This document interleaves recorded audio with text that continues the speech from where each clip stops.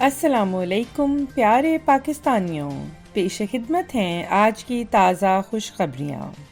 وزیر اعظم عمران خان نے اسلام آباد میں واقع پاکستان کے پہلے پروٹوٹائپ شیلٹر ہوم کا افتتاح کر دیا۔ اسلام آباد کے علاقے تارلئی میں پہلے شیلٹر ہوم کے پروٹوٹائپ میں مزید بہتری کی گئی ہے۔ یہ بہتری گزشتہ ماہ وزیر اعظم کی ہدایت پر کی گئی ہے۔ یہ پناہ گاہیں اب مزدوروں اور دہاڑی داروں کے لیے بہترین سہولیات مہیا کریں گی۔ بہتری کا کام 1 ماہ سے کم کے عرصے میں مکمل کیا گیا ہے۔ وزارت سائنس و ٹیکنالوجی کا خاتون ڈرائیورز کے لیے 3 پہیوں والی خصوصی الیکٹرک کارز متعارف کرانے کا اعلان۔ وزیر برائے سائنس و ٹیکنالوجی فواد چودھری کا کہنا تھا کہ یہ کارز ای وہیکل پروجیکٹ کا حصہ ہوں گی تاکہ عورتوں کو محفوظ، آسان اور سستی ٹرانسپورٹ فراہم کی جا سکے۔ امریکہ کے 400 امیر ترین افراد میں پاکستانی نیاد شاہد خان بھی شامل۔ دنیا کے 400 امیر ترین افراد کی فہرست میں شامل واحد پاکستانی نیاد امریکی شاہد خان انجینئر ہیں۔ وہ 16 برس کی عمر میں امریکہ گئے اور اس وقت ان کے پاس $500 اور جہاز کے ٹکٹ کے سوا کچھ بھی نہیں تھا۔ 1980 میں انہوں نے گاڑیوں کے پرزوں کی کمپنی فلیکس اینڈ گیٹ اپنے پرانے مالک سے خریدی۔ $7.8 ارب کے اثاثوں کے ساتھ وہ اس فہرست میں 67ویں نمبر پر ہیں۔ ان کا ڈیزائن کیا گیا 1 پیس کا ٹرک بمپر ان کی کامیابی کی بنیادی وجہ بنا۔ اس وقت ان کی کمپنی کے 64 پلانٹ اور 24,000 ملازمین ہیں۔ اس کے علاوہ شاہد خان کھیلوں کے کلبز اور نیوز چینل کے بھی مالک ہیں۔ ہمت اور حوصلے کی نئی مثال قائم کرنے والی بینائی سے محروم RJ ریحانہ گل نے اپنی قابلیت سے عوام کے دل جیت لیے۔ پشاور سے تعلق رکھنے والی ریحانہ گل نے اپنی جسمانی کمزوری کو اپنے اوپر حاوی نہیں ہونے دیا اور کامیابی کے ساتھ ریڈیو شو کر رہی ہیں۔ گل 1 ماہ میں 4 پروگرام کرتی ہیں۔ وہ اپنے پروگرام میں جسمانی محرومیوں کے شکار افراد کو پیش آنے والی مشکلات اور ان کے کامیابی کے سفر کی مختلف کہانیاں سناتی ہیں اور لوگوں کو روشنی کی کرن دکھاتی ہیں۔ دنیا میں پہلی بار 3200 میگا پکسل ڈیجیٹل تصویر کھینچنے میں کامیابی۔ ڈیجیٹل کیمرے سے دنیا کی پہلی 3200 میگا پکسل تصاویر لینے کا ریکارڈ اسٹینفورڈ یونیورسٹی کی نیشنل ایکسیلریٹر لیبارٹری نے قائم کیا ہے۔ چلی میں واقع ویرا سی رابن آبزرویٹری میں بہت بڑے ڈیجیٹل کیمرہ سینسر ایرے کی مدد سے یہ تصاویر لے کر عالمی ریکارڈ قائم کیا۔ یہ تصاویر اب تک سب سے بڑی سنگل شاٹ تصاویر ہیں اور محققین کے مطابق یہ اتنی بڑی ہیں کہ ایک تصویر کو پورا دیکھنے کے لیے 378 4K الٹرا HD ٹیلی ویژنز کی ضرورت ہوگی۔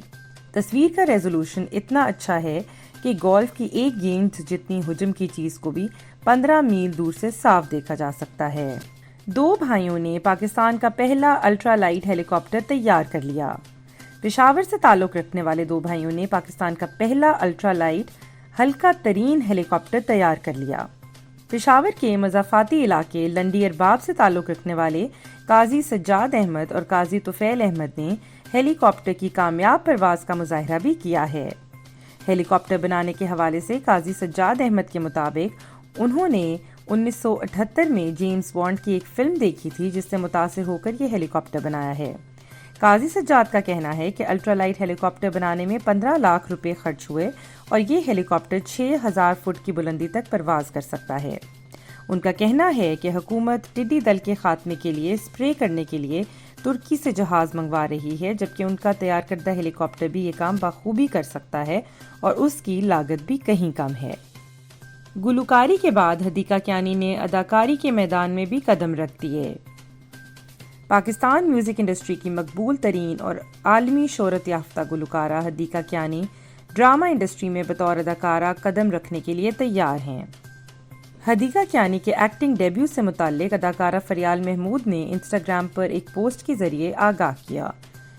فریال محمود نے ہدیقہ کیانی کے ساتھ تصاویر شیئر کرتے ہوئے کیپشن میں مداحوں کو یہ حیران کن خبر دی۔ انہوں نے لکھا کہ یہ اب تک کا سب سے بڑا سرپرائز ہے کہ گلوکارہ ہدیقہ کیانی رقیب سے نامی ڈرامے میں اپنا ایکٹنگ ڈیبیو کریں گی۔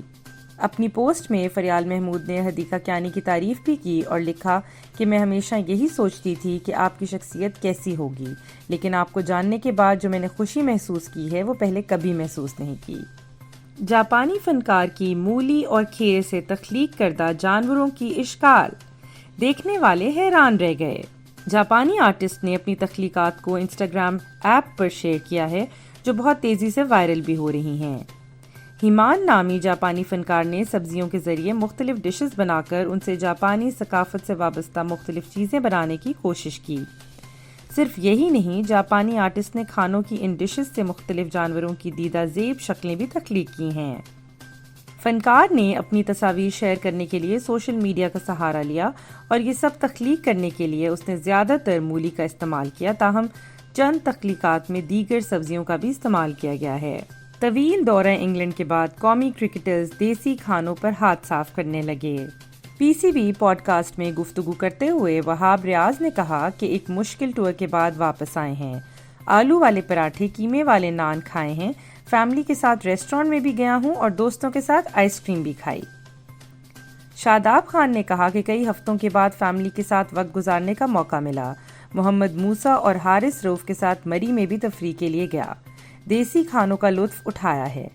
حیدر علی نے کہا ہے کہ فیملی کے ساتھ خوشگوار لمحات گزارے، اب کسی تفریحی مقام پر بھی ان کے ساتھ ہی جانے کی پلاننگ کر رہا ہوں۔ واضح رہے کہ قومی کرکٹرز بایو سیکیور ماحول تک محدود رہتے ہوئے انگلینڈ میں 9 ہفتے کے قیام کے بعد وطن واپس آئے ہیں۔ آج کے لیے بس اتنا ہی، انشاءاللہ کل تازہ خبروں کے ساتھ پھر حاضر ہوں گے۔ پاکستان زندہ باد۔